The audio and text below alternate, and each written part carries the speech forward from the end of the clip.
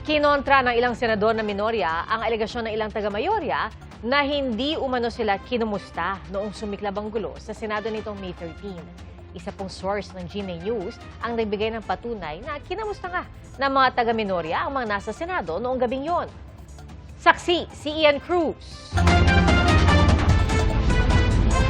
Tila may parehong hugot sina Senate President Alan Peter Cayetano at Senadora Pia Cayetano kaugnay ng nangyaring tensyon sa Senado noong Mayo at 13. Wala man nangamusta kami sa amin kung buhay pa kami, kung ano nangyayari sa amin. Pagtingin ko ng group natin, yung dating majority group, walang di isa sa inyong nangamusta sa amin. Agad niyang iwinasto kahapon ni Senador Win Gatchalian nang makausap niya si Senadora Cayetano sa plenaryo.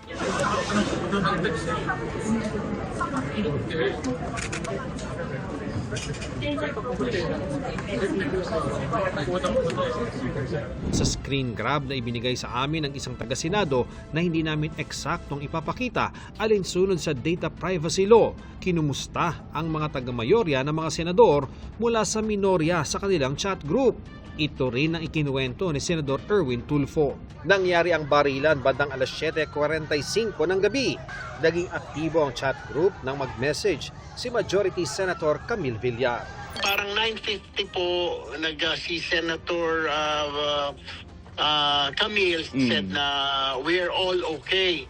Sunod-sunod na po, 9:55 yata, 9:56, nag-text na po si, I think, si Senator Miggs, si Senator Sherwin, Keep Safe, si Senator Bam, ako din po, sa akin po, 9:57 po pumasok, praying for all of you, kasi po, papunta po ako ng Baclaran. 4 po kami ang nangumusta po sa kanila.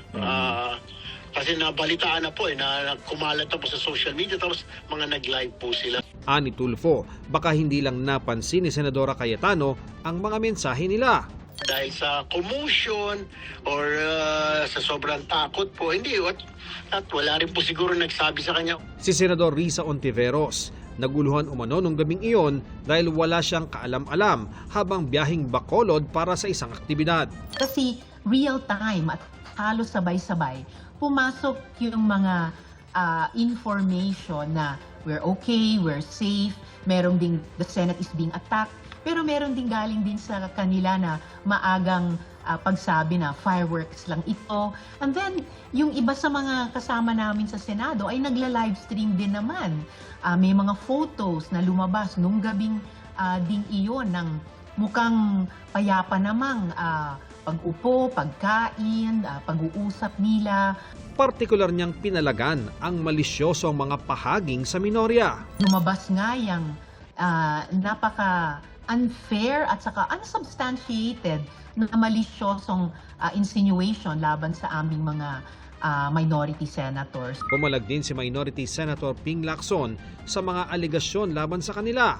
Paano anya nila kukumustahin ang mga masasaya nagkakainan, nagkakape at naka-Facebook Live pa para pagbintangan lamang anya ang minority bloc na may alam daw sa putukan ng baril sa Senado.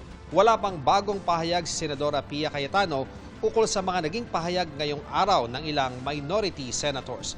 Ang PNP naisumite na sa DOJ ang mga hawak nilang ebidensya kaugnay sa nangyari sa Senado noong May 13. Pinanindigan nila ang nakalap na ebidensya.